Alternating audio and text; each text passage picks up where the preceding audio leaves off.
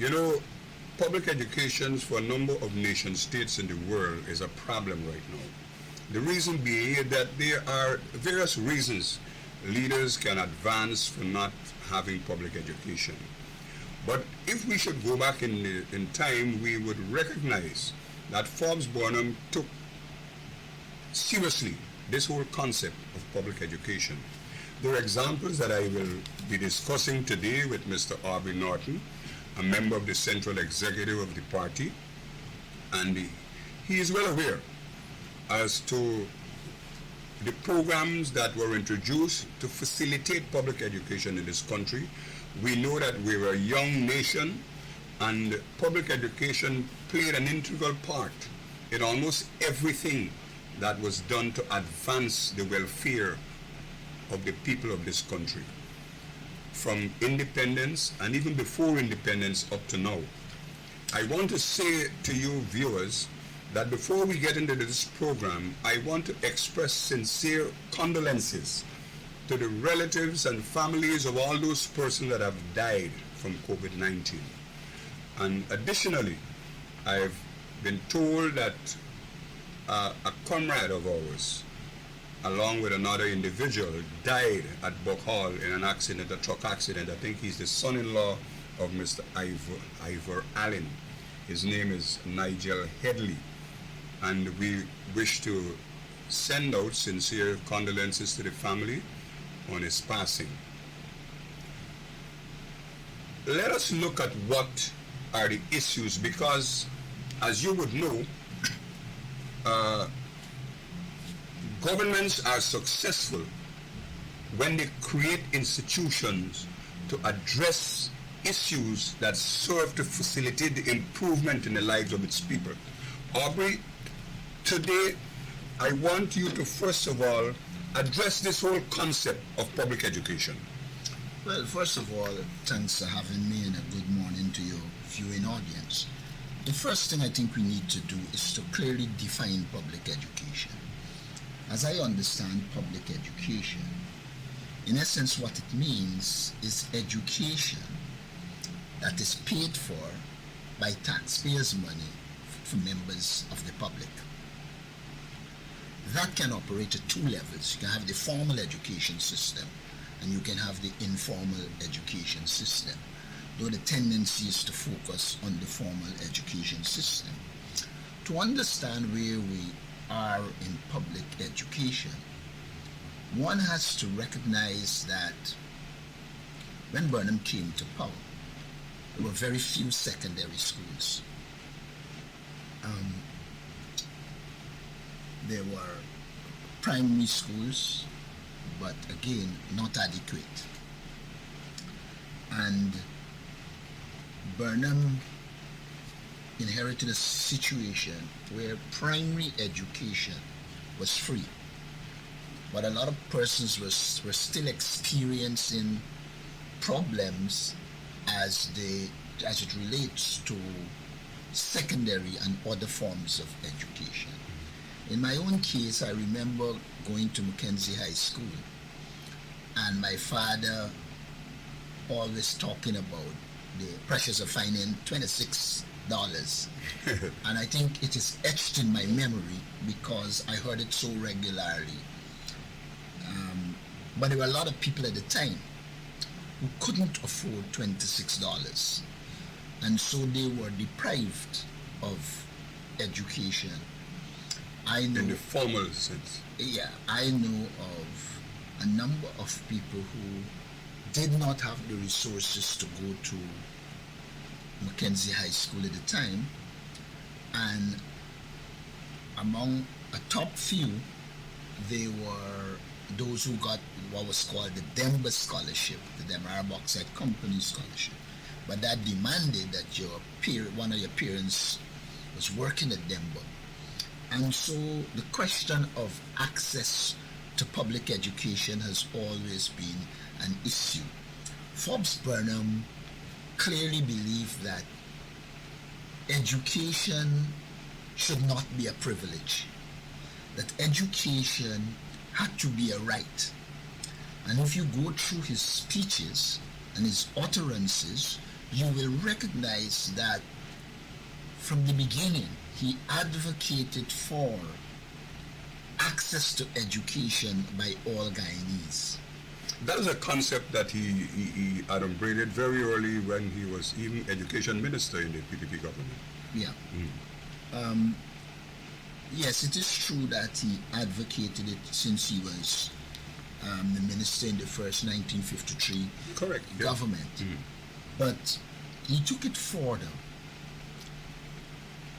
One has to recognize that in the first instance, there were not many buildings to do what Burnham wanted. And the first phase of public education that I think is critical was the building of the physical infrastructure to facilitate education. The multilateral schools will be among them, and the many other schools that he built across the country. Because at the time, too, transportation became a burden because a lot of the schools, secondary schools, were far away. And Burnham began to identify communities and build secondary and primary schools in communities across the country. And so by the time Burnham would have died in 1985, we had a well-developed system of public schools. Now, Burnham then, as all are aware, in 1976 declared that education will be free from nursery to university. It sounds simple, but let us not forget that what they call kindergarten school at the time, people paid. And Burnham put together a team that developed a nursery school system that prepared the toddlers to go into primary school. And so we saw emerging a complete national system of nursery schools. And they were all free, which meant that Burnham from the inception felt the nurturing of the children was critical. And so he put in place both a curriculum and the physical infrastructure needed, also trained nursery school teachers for the specific target group. Because I remember clearly Faith Harding, I think there was a woman named Hopkins, Yes. etc., going around teaching people how to make training aids for little children, etc. And so the process of nurturing children from nursery began and became public education. What that meant almost immediately is that Forbes Burnham removed from a lot of parents, regardless of race, ethnicity, the need to find funds to send a child to nursery school. And I think that was significant. Then, with the coming of complete free education, a lot of the primary schools were free, but there were also primary schools that you had to pay. But by 1976, primary schools became free, as well as secondary school. Now, what that did was to give access to education at every level in the society. Again, that is important because I know of cases of persons who did well at primary and couldn't afford secondary. Yeah, I have a doctor friend in the United Kingdom who went to primary school, got CP, but couldn't at the time afford to go on to Mackenzie High School. Of course, he became a trained teacher, went to university and became a doctor. So to me, Burnham was leveling the playing field. I always remember a man whose name I wouldn't call told me he had one problem with Burnham, and I asked him what it was. And he said he put ordinary children in the same class with his children, which at the time lived in a kind of a middle class area. And so even though Burnham did a good in public education, it also brought resentment because there were those elitists in the society who took umbrage. Because a few of the schools were owned by the church. Correct. But the key, when somebody says to you, Burnham, his biggest problem with Burnham is he put ordinary children in the class with his children, he makes the assumption that his children are extraordinary and that these children that were placed in the class were not supposed to be there. Burnham saw it differently. Burnham felt if you had the ability, the opportunity should be created for you to realize your potential. And therein, I think, lies the significance of what Burnham did. He created an environment that a child coming from the poorest family could have achieved once the child was focused, the parents were doing what had to be done. The child could have achieved and realized his or her ambition. And so public education at the secondary level mattered. In my own case, I felt if I didn't go to the university at a time when there was free education, I would have never made it to university. Because when I went to university, even though the university was free and you had some basics, there were many times on campus when you struggled to find a meal. That's true. And a lot of people take for granted what a free university education meant. And the elites, of course, criticized it and talk about the level of education. But I want to say this. I do believe that our education system produced quality. And I do believe, I'm not talking about now, but I know in the period when I attended the university and just after, I believe we had a quality education. I remember actually going to England to study, and when you were talking about certain theories, a lot of students in the developed world had never studied those theories. But we had this tendency to believe because it was local, you know. And I remember an incident vividly. I won't call his name, but I was at Border Market one day, and a doctor who's now deceased came up to me and said, I admire your command of the English language. Which university did you go to? And I said, University of Guyana. And you saw the drop in his face.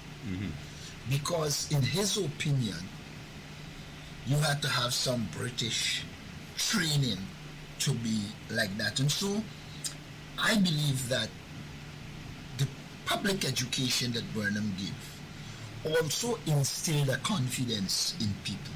Yes. It made them feel that they had value, and that once they were prepared to put in the work, they can realize what they want to realize.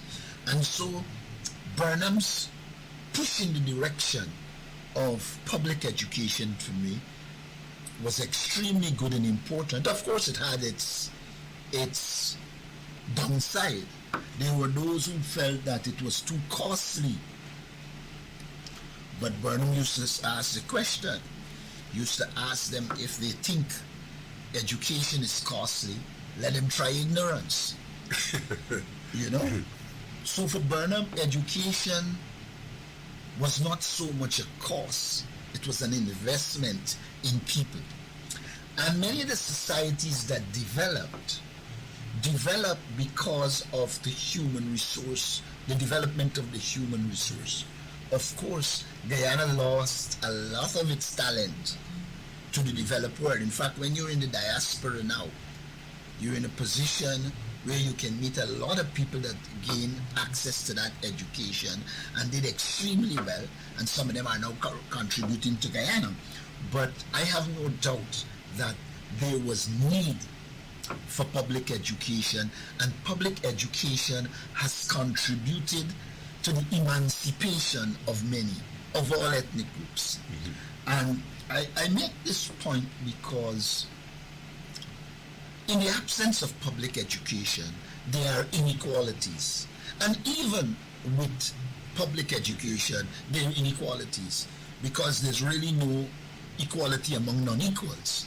And since all of us will be at different levels in the society with different earning capacity, then somebody at a higher level starts as an advantage because they don't have to look for food, they will have access to all the books, etc.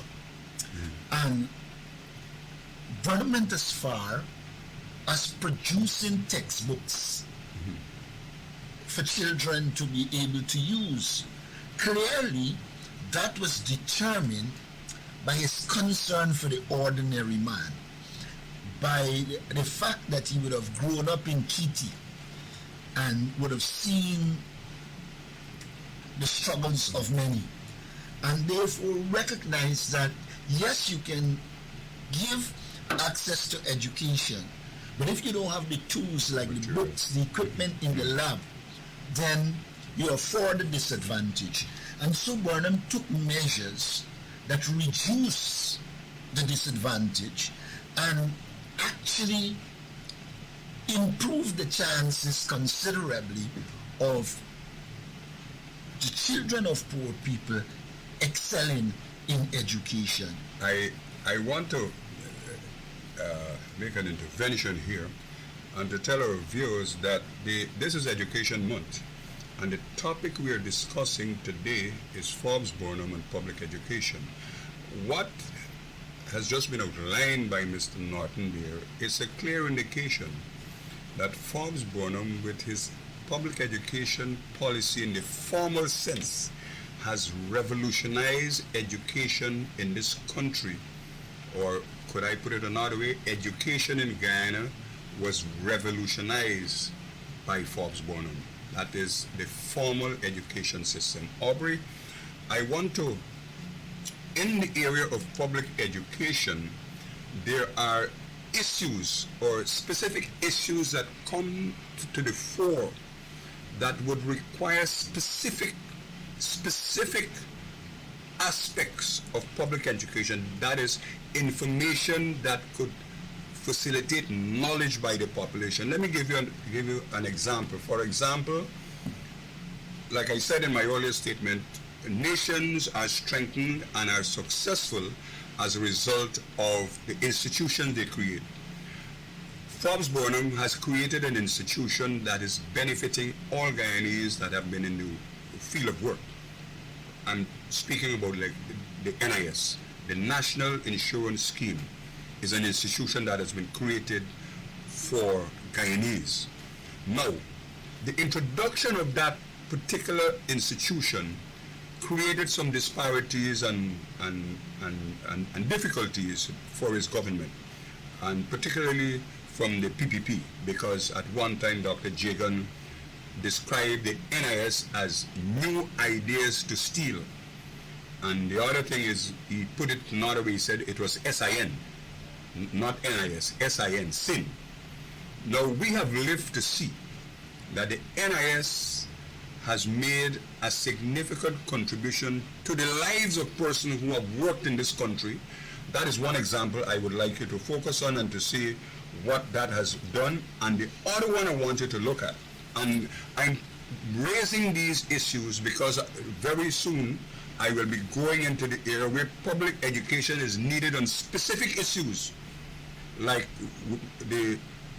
our border controversy and the pandemic, where there's a clear lack of resources and education to facilitate cooperation and support so that the people can buy into these things. But I would like you to address. Well, first those of all, issues.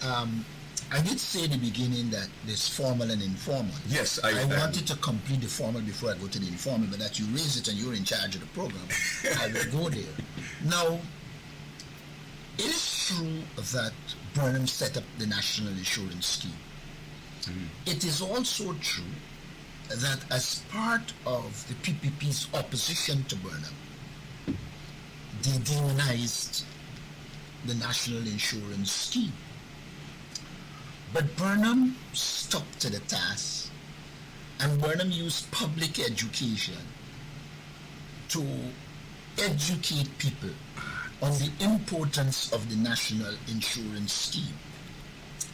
And unlike the talk about new initiative to steal, NIS really ended up in jeopardy under the real thieves, the PPP. No, that's a fact. Under Burnham, the National Insurance Scheme served its purpose, and I can't recall some of the nonsense we see happening with NIS money happening under Burnham. But there's a difference. Burnham cared. Burnham knew the purpose for which NIS was setting up was to help the working class. The PPP doesn't care. And for them, the NIS is an institution to be used to finance whatever they think should be financed, even if it is at the expense of the entire institution. And so I am clear in my head that there's not going to be a public education on NIS under the PPP like you had under Burnham. Because to do that will educate people and generate objections to the way they handle the National Insurance Scheme money. But to say NIS has proven its worth. Yes. Those who criticized it no longer criticize. In fact, I know of a case recently, and I have the details, where a minister in this government forced the National Insurance Scheme to give his mother benefits that she wasn't entitled to. Now, when you do that, you compromise it. And in the absence of formal education by the NIS, it's a very difficult issue to handle, because when the matter was brought to my attention, and I have the documentation, some documentation to prove, I had to find out how is it that this person could arrive at 750 contributions. And then we saw the case where the board arbitrarily awarded, etc., so that the person purported to arrive there. But having said that, NIS serves its purpose. We should deal with it in a structured way and ensure that it progresses. When it comes to the Ghana-Venezuela territorial controversy, when Ghana became independent in 1966, Ghana was a small, vulnerable state. Ghana had two tasks to perform, both of which Burnham performed admirably. First was to create the diplomatic infrastructure to defend Ghana's territorial integrity, since we did not have the military capability to do so. And as a consequence of that, he trained a professional foreign service that served us in good stead way past his death, until the intervention of the People's Progressive Party, and we saw the consistent deterioration in the foreign service. Now, the other element was to educate the Guyanese population. That's the point I across this country. We went into schools. Publications were produced. You know, he sat, I think a Department of Public Education was created under the Ministry of National Development, which Kenneth Denny was responsible, where they used to go directly to schools. I worked there. directly to schools and educate. No, then he wasn't the school, it was workers. Yeah, he was workers, yeah. And so, but the point I wanted you to bring out is that he made public educations on issues affecting Guyanese people a priority because people needed to know what is happening. And like I said, the Guyana-Venezuela territorial controversy is one in which public education was done in both its written and oral form. In fact, while I worked at the Workers' Education Unit, I was told one day by Kenneth Denny, we need to speak to the prisoners. It's going to be my first and only visit to the prisons in Guyana. And I went in there to lecture to them. I was pretty young, and it was a new experience. But the point is, Burnham saw the need to ensure all Guyanese had access to the information. The amount of booklets that were produced, giving details on the territorial controversy, the flyers, etc. Anybody who lived between 1970 and 1985 was au fait with the virtual details of the Guyana-Venezuela territorial controversy. And so Burnham didn't treat it as secondary, he treated it as primary and important, and actually had a unit that dealt with this issue and produced the documentation. In the Ministry of Foreign Affairs, there was, I think at the time, a frontiers division, at one time called a border division, and then changed to frontiers for a number of reasons. And so Burnham was clear in terms of public education that in the informal sector, critical issues had to be addressed specifically. Correct. And you know, a lot of people, I want to bring in national service here. I just don't want to go there yet. No, but I want you to focus. Quite recently, there was a coming together between the opposition element in Venezuela and the government, where they came to an agreement and seemed to be peddling. Well, of course, it's information that they've been peddling before. Now, since then, the only thing I heard was a statement of the UN from our president in relation to the act where the opposition and the government in Venezuela came together to sign some agreement that they will keep this issue on the front burner. I haven't heard anything else. Isn't that enough for us to have a public education, what I will call... Well, not only should there have been a public education, there should have been an engagement with the opposition in a way that portrays a national front. But Mr. Ali's obsession with being recognized will cause him not to deal with an issue of national importance in the way that it should be dealt with. Look, we should have had in circulation detailed information on the situation and giving clear guidance to the people of Guyana.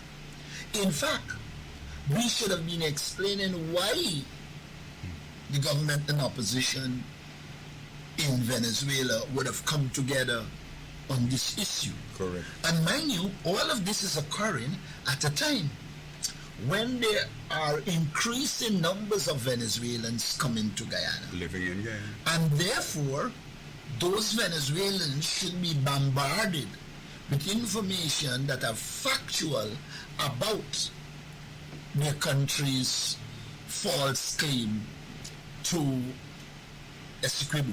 Yeah, there's no basis in international law for that. There's no basis, full stop. But the point is, I don't think, first of all, the Minister of Foreign Affairs has not manifested that he has the capacity to be a foreign minister. That's the first issue. I am still to hear from him, particularly unwritten, not reading a statement, something which says he has a grasp of international relations and he has the ability to articulate a foreign policy and to develop the concomitant public education program to satisfy that. There is no evidence of that. Well, I'm glad you have addressed that, and I think quite rightly that was a concern of the foundation, and we thought it's opportune that you have now expounded on that and know how important it is for us to have had an education program, public education formal, non-formal, where people would have been bombarded with information about this issue. I am glad that we have dealt with that one. Look, when we were going metric, people Yes, forget I remember that. there was a public education program. Some people have not accepted it. Some people were rooted in their old method. I included English system, those yes. in English system. But the point is, as the world moved in that direction, Burnham had a comprehensive program to educate people. I remembered a man named Kumash. Yes, Whenever you saw him, it was about metric. metric, everything. They used And he, to was, call him and he metric. was no politician. He was a public servant who did public education to help the Guyanese people. And so public education is critical. We have deteriorated to the point where the state operates based on political propaganda. There is nothing that the state is prepared to do in terms of public education to develop a nation state. Look, they went to Linden. I'll just show you how petty and stupid sometimes we are. There's a call center in Linden that was during the AP and UFC government. Considerable work was done. Many of the people ended up under the data management body at UG, but operating there. They went to Linden. First of all, when they come to power, they dismantled it. They dismantled it. Recently, they went to Linden and now talking about creating, I think, 160 jobs. When they themselves destroyed it, reopen it, and now going on like if they did something novel. And there can be no public education on this question because you have already made it partisan by referring to what the PPP did years ago. You skip AP and UFC and you come as if you are bringing something anew. It's like Linden. I expect them to say they put lights on the Susdike Linden Highway. But I have to remind Guyanese that in Parliament I raised that issue, and Robeson Ben, who was a dumb public works minister, said at the time they will put no lights on the Susdike Linden Highway because the Hardiga people living there. Now the amount of people haven't increased on the highway. The APNU AFC began this process starting from Linden End and from Susdike End. I see they're putting posts. I expect they will come to see in the propaganda, rather than a proper public education program that explains what had happened, they will come with the propaganda to say they put lights on the Susdike Linden Highway. So, public education demands that you treat certain things as national and put it above partisan politics. Perfect. There is the incapacity of the People's Progressive Party to do that. They know only to politicize and make partisan even simple things that should not be partisan. I like that point, and I want to shift a little bit from that. Great points you're making. And I want to tell our viewers I'm going to be opening the line because I know some of you would like to contribute to this program. Forbes Bono in Public Education. Aubrey, I want us to shift to come to the pandemic that the world is Could you facing. allow me to finish the informal the education before we go to the pandemic? Well, go ahead, because I just need to. My intention was to point out that for Burnham, public education must create a rounded personality. Yes. Now, he tried it at different levels. The multilateral school was intended to be a mixture of academics and practical. The community high school was intended to give an education to young people who might not have been academic. And so, Burnham from the inception taught a pure academic that lives in the sky wasn't the best thing for Guyana. You had to create a system in which those who might not be academic can develop, get a trade, etc., and move on. And then you had to deal with the other level, the secondary level, where they could be the mixture. And then Burnham introduced President's College, which is intended to be the ideal institution in which you take some of your finest minds and put them together, but you root them in the ground so they understand the reality on the ground. They live together so that the various ethnic groups, like National Service, could have lived and worked together and understand each other's culture. Yeah. And so I don't want people to miss that Burnham's perception of the role of public education in molding a Guyanese was one in which he was kind of anti-elitist. No, that's a bad choice. He believed that they were exceptionally bright people. He believed that people should be educated, but he also felt they should be rounded and be in contact with reality, including the ordinary man and the general life in the society.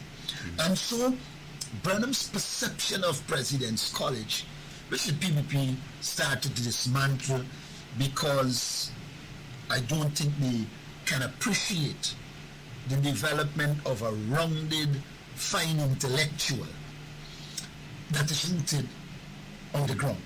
And I wanted to highlight that because I believe that some of the problems we face in the society stem from the fact that we are widening the gap in terms of people who are academically qualified and people who are on the ground and doing some other kinds of jobs. Now, one has to bridge that gap, because for the society to develop, you will need skills at every level. And the people who come out as your intelligentsia, your intellectual class, cannot be an aloof intellectual class. It has to be an intellectual class that can appreciate and understand the problems of Guyana, relate to them, and help to solve them. And that is the point I wanted to make before we shift. But, and in making that point, I just want to tell you as well, there was a student that was put out by the President's College. I saw an article or a presentation he made who understood all those points that you have made in terms of creating a rounded person, and that is Dr. Carpin. Yes, I read that. That was his speech to, I think, at one of the graduations. And a presentation he made, and yes, I think that was a very complete, and he was proud of having to experience this kind of education, and because he has distinguished himself now as a specialist in the area of health. And to hear him say what benefit he was able to achieve as a result of that kind of education was really, really heartwarming. And that is why I thought I should really mention that, to show how Burnham's understanding of the public education. There's a failure I would like to see rectified. I like Forbes Burnham, I have no doubt about it. I think he was a nationalist, but I do believe that I did CP. The last year of CP doing was 1971. I did CP. When I look back, one of the things I think we need to rectify is this. You have a situation now where a child can go to school and drop out of secondary school in Form 4 or Form 3 and there is no certificate to say, I have achieved this.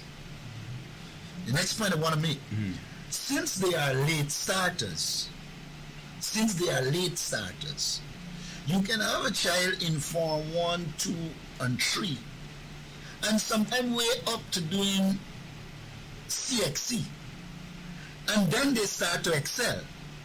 Now, I believe we need to put back in place a certificate, a local quality certificate for the third form, so that a child who is in the primary school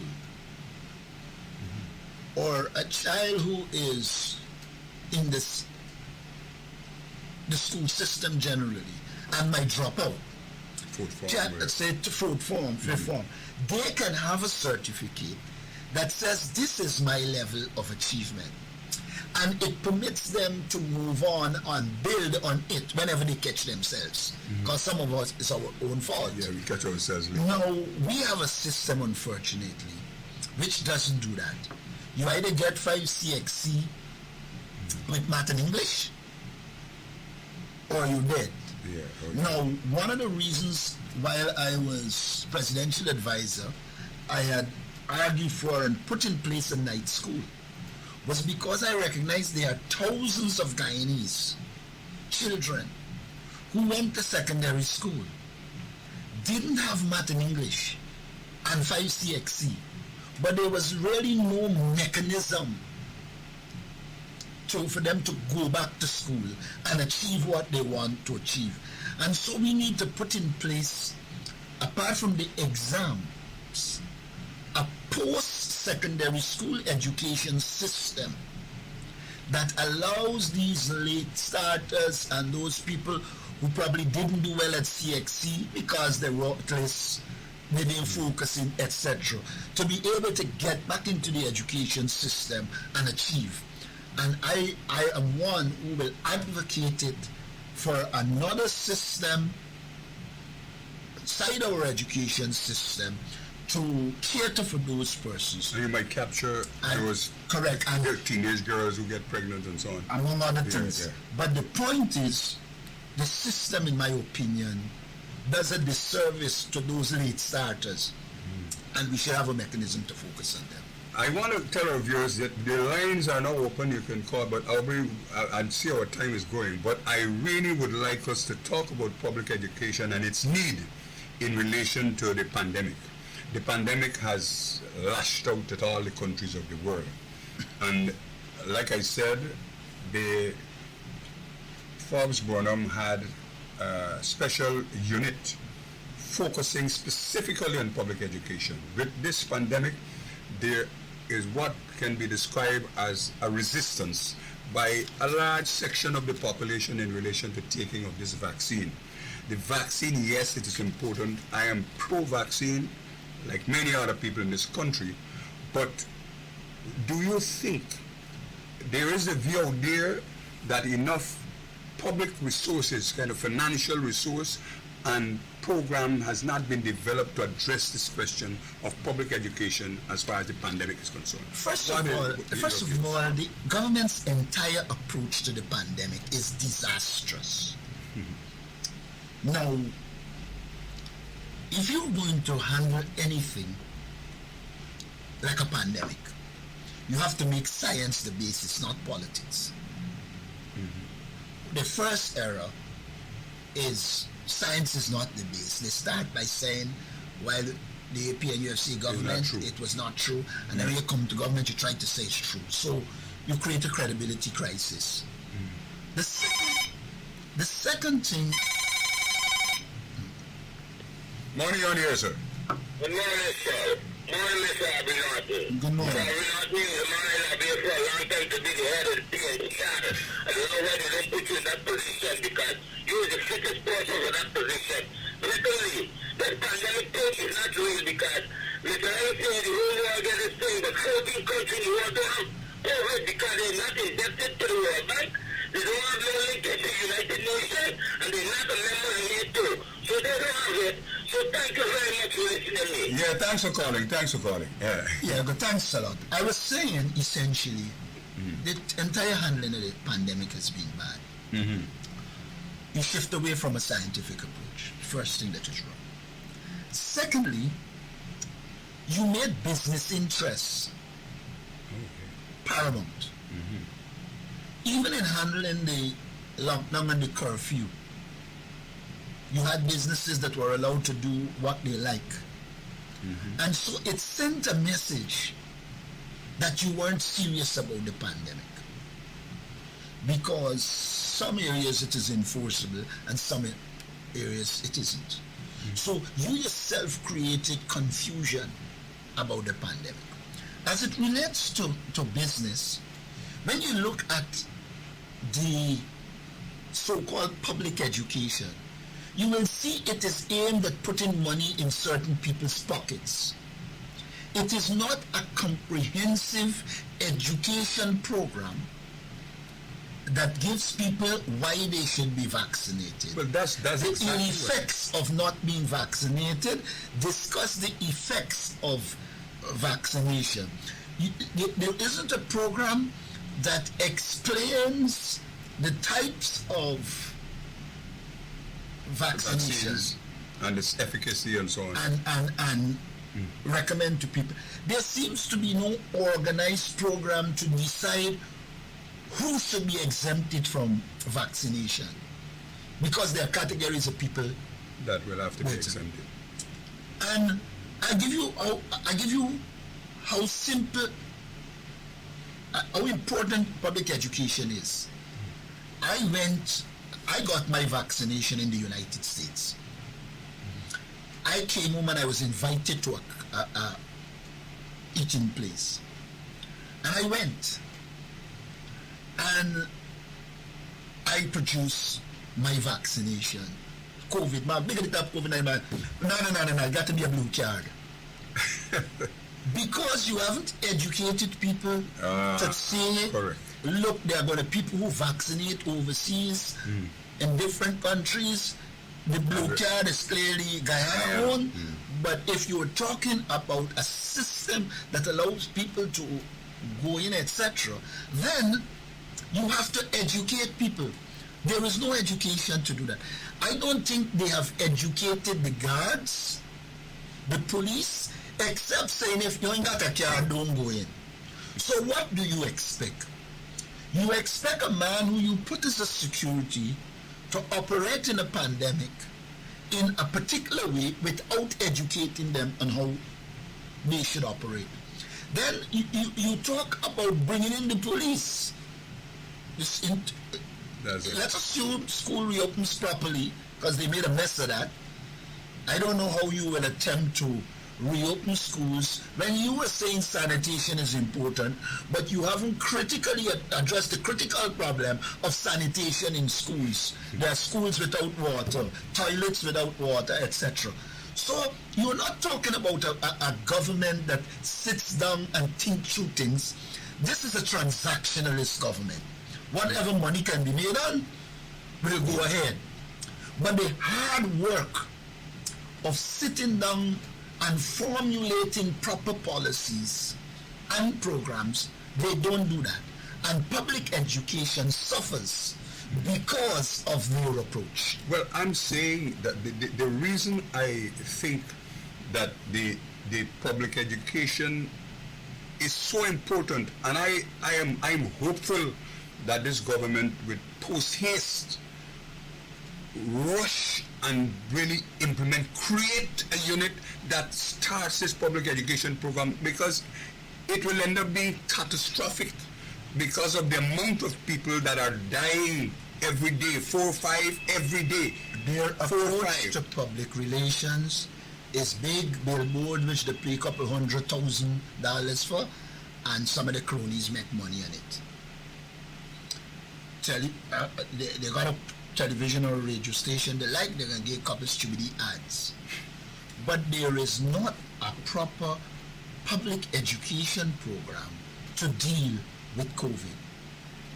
And I'm just talking about just giving the facts on COVID. I'm talking about debunking all the myths, etc. That exists, yeah. That exists. And they say this, one of the critical problems of the unvaccinated here is the lack of trust in government.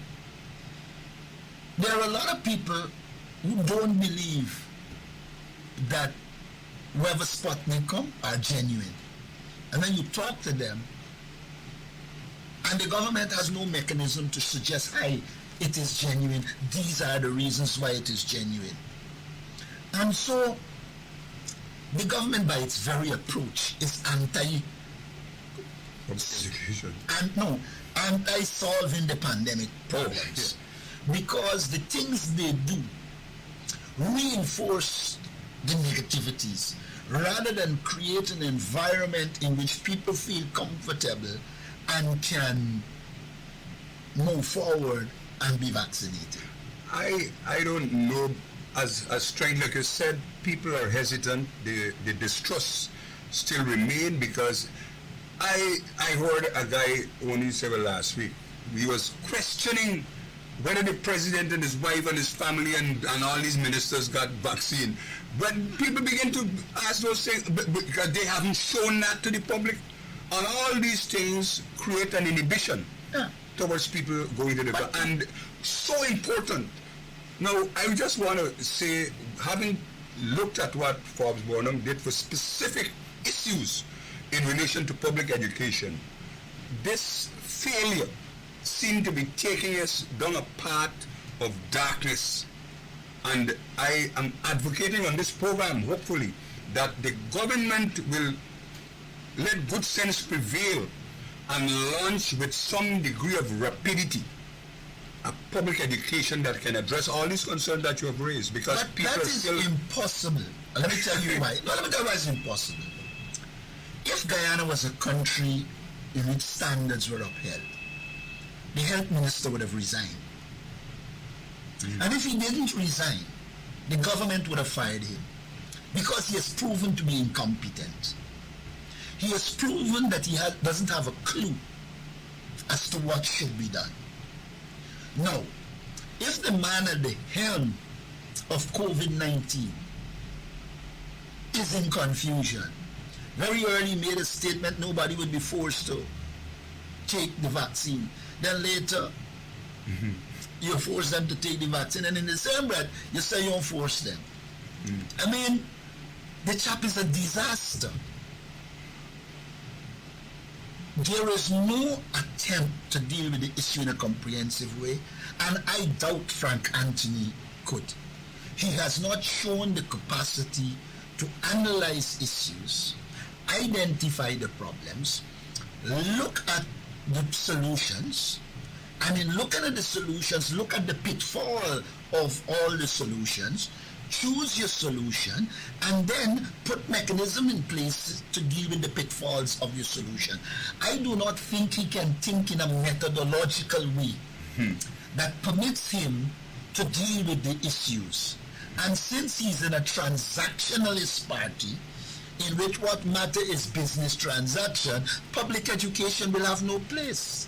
That is the reality. I just want to remind everyone, the lines are still open. We have a few minutes to go before we say goodbye on this program, but we're looking at public education, Forbes Burnham and public education. We have covered that part very early in the program, where we looked at some things that were addressed by Forbes Burnham as far as public education was concerned. One of them was our border controversy with Venezuela and Suriname, how we addressed those matters. We also looked at how we dealt with the question of the national insurance scheme, what level of public education that took.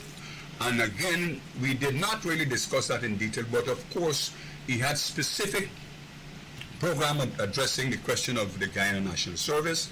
We didn't go into detail on that one, but here again, we are faced with two issues. One, our border controversy, which there's a pronounced need for public education, and additionally, we know the question of the pandemic. So, viewers, you can make a call, make a contribution before we take leave on this matter. Today, I have Mr.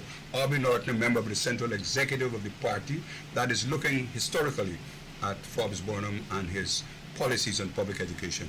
Yes, Aubrey, the pandemic seemed to be one of the issues that the government is feeling badly. The government is failing, full stop. Look, the pandemic, in every aspect that the government handled, be it the relief funding, the vaccination program, the public education program, they have been failures. Now, the government's failure is general. The level of incompetence is manifest in a number of areas. One, we just mentioned COVID. There's a clear manifestation in the handling of COVID that the government is incompetent. Now we come to the economy. This is the worst period for poor people in the history of Guyana. The government had shouted out about the amount of taxes that were placed while we were in government, a lot of garbage, and that they were going to be removing taxes. And they claim in their true budget they have removed taxes. But still they can't explain, outside of incompetence, how is it that you remove all of these taxes and the cost of living is going up? People are worse off. People are worse off. And there are a number of reasons why people ended up being worse off. If you remove taxes, but there are no mechanisms for that tax relief to go down to the price and the pocket of the ordinary man, it becomes an accumulation for the wealthy. It's the first problem. And so, in large measure, a lot of the measures contributed to making the wealthy wealthier. The second thing I want to say about their incompetence, I'd say they project hop. They inherited Sheriff Street. They inherited some other projects. And so they will complete those however long after. But is there a comprehensive plan to move Guyana forward?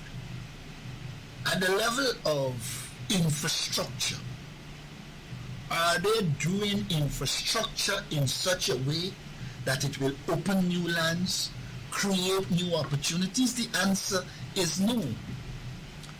This government can never ever solve the problems. Why? They are so steep in corruption. Every project that they develop, at least 25% has to go into private pockets. What that means, it is going to cut in to the project and you wouldn't get value for money. We're back to pre-2015, where projects aren't aimed at the general development of the society. It is aimed at enriching a few. And in the process, I saw, I think it's Ram Karan who said it, the party has shifted away from being a working class party. It is a party in which the wealthy elite, their family and friends of the PPP are enjoying themselves while the mass of Guyana population. Now, you decided that you will use the sugar industry as a campaign issue. 1 year in, we're still to see the plan that they're talking about manifest and the problems solved. And when you are going to seek development of a country on pure political propaganda nonsense, you will end up putting a shore-to-base project where it is not financially viable. We need to begin to look at development outside of the realm of the partisan politics. Because the genuine development of Guyana cannot be achieved with propaganda and unnecessary partisan politics, and there will always be partisan politics. But there must be some point at which we can have, I say into the future, critical projects in this country should be discussed with the opposition, should be discussed with In detail. stakeholders, if only to make them aware and to get their views. When you have the idiocy that is coming out of One Edge Hill about not needing an environmental impact study for the bridge, I mean, which child will accept that? In this world, major projects will have these studies. And look, this is a sad place. We are on a course of self-destruction rather than a course of development. And until we change the mentality, we'll be in trouble in this society. I want to tell our viewers our time is fast approaching. We got a minute to go. But I want to say today we have looked at Forbes Burnham and public education. And we have attempted, I have attempted along with Mr. Harvey Norton, to look at Forbes Burnham and public education in this country, the policies that he introduced, the units that he created to address this question of public education. And currently today, the state of the nation right now is that there is a pronounced need for public education on so many issues. And because of that reason, it is the view of this program that government should move swiftly. My colleague has just said, my host, my guest have just said that he don't think they will be able to do that because of the way they're behaving. But public education is so important. It is one of those institutions that you can create, one of those groupings you can create to help to bring about a difference in the lives of your people and for them to understand and accept the things that you're doing in their interest. Aubrey, your final views on this government, Forbes Burnham and public education. Forbes Burnham had a clear methodological approach to public education. While there were political elements in it, and in all of these things there will be political elements, it wasn't predominantly political. It focused on the national interests and the wider interests. As it stands today, this government lacks the capacity to do proper public education. To do proper public education, there would be need to put together the technical expertise in a unit with support staff. Now, when you do that, you will create employments for a category of people that the PPP doesn't want to create employment for. What the PPP wants is to be able to give its business friends contracts, etc., under the guise of public education. And so you will always see a big billboard appear. But how useful is a billboard for education in something like COVID? And so, because, like I said, they are transactionalist in nature, that everything for them is about the little elite making money, they find themselves in contradiction with reality. The reality is public education demands a more comprehensive approach, and more resources will go into the development of the information to be published, etc., rather than into the pockets of the businesses that are linked to them. And so I genuinely believe there will be no proper public education under Irfaan Ali.